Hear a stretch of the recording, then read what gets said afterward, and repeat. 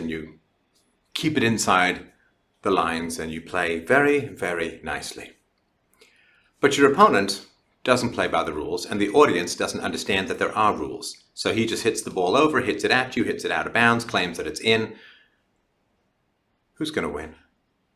If you play by the rules, but your opponent doesn't play by the rules, think of any game: chess, checkers, poker, life, politics, civilization. You play by the rules, your opponent doesn't play by the rules. And then every time your opponent beats you, because your opponent is not playing by the rules, you say, well, I'm going to stick more to my rules and somehow I'm going to win, even though your opponent keeps beating you and beating you and beating you and beating you. Are you willing to ride this illusory, perfect, platonic integrity all the way into the very ground itself, to loss, to permanent and eternal loss of the very civilization that you are sworn to defend? That's politics these days, my friends. There was a terrible shooting yesterday. The man, as far as I understand it, is still clinging to life. The congressional representative, as a bunch of Republicans were shot at while they were practicing for baseball, a baseball game against the Dems. And everybody knows what the left would have done if such an occurrence had happened to them. The guy who did the shooting was a fan of Rachel Maddow, of The Daily Show. He was he'd been radicalized by the mainstream media. He believed in the Russian ghosts are animating the election results Fantasyland scenario.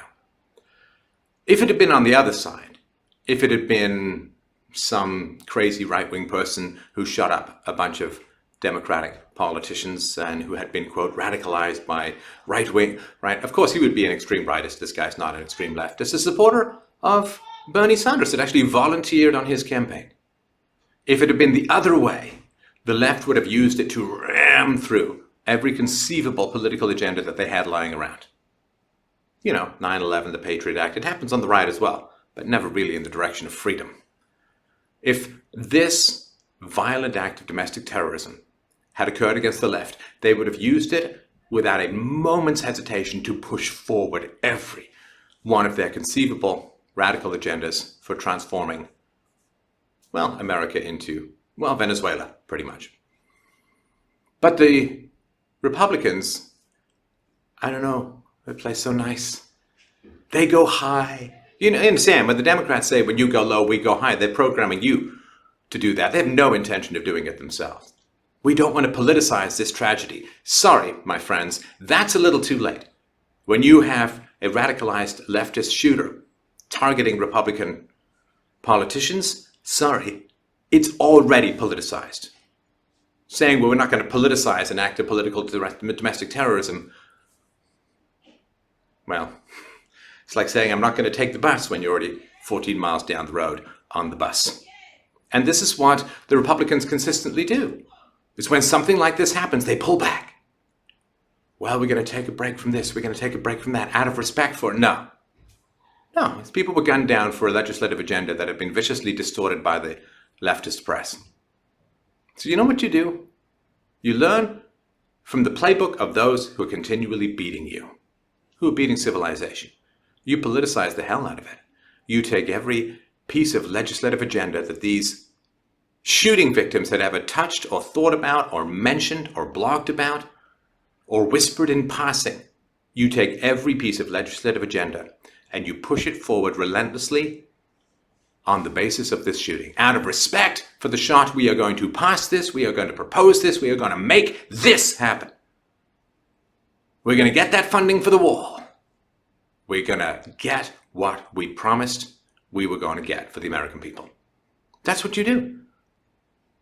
This is not disrespect to the victims. They were shot for their political beliefs. How do you push back against that kind of terrorism? You make it the catalyst to make those political beliefs reality. You understand? Shoot at us, we advance our agenda.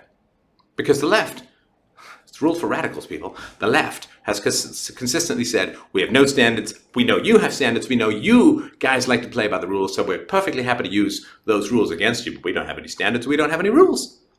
Other than thirst for power, control, manipulation, lies, deceit, subterfuge, treason. you name it. Because the left is continually pushing forward to see if they can get away with stuff.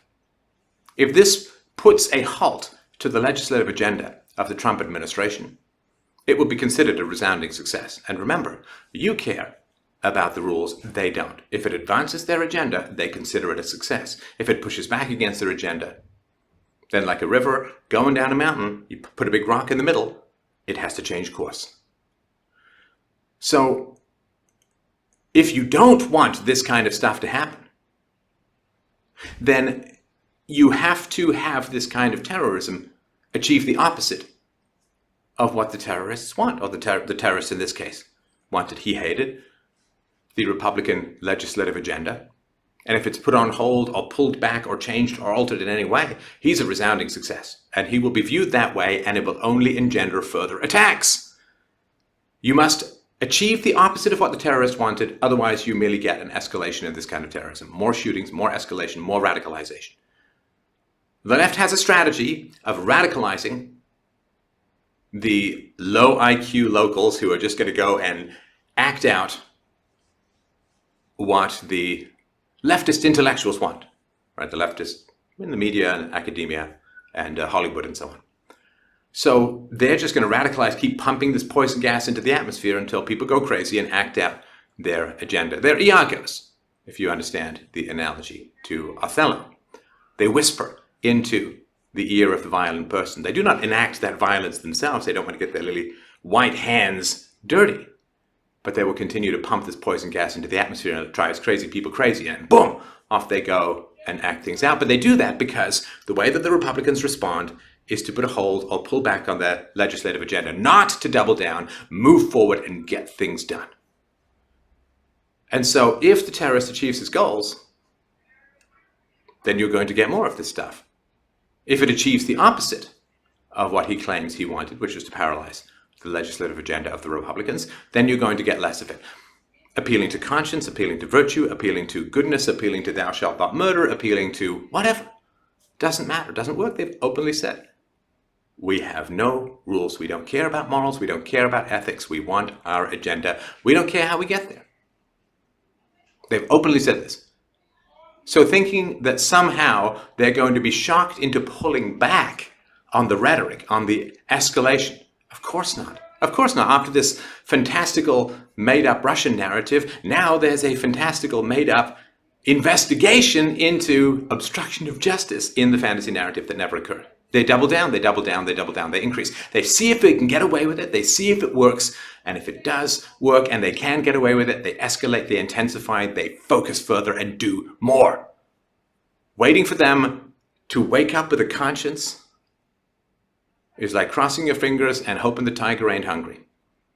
Tiger, in this case, is always hungry. You must do the opposite of what they wanted, and it's the only way to get them to change their behavior. Consequences, not ethics, are the only way to turn this around. That is the job. If you can do the job, do the damn job.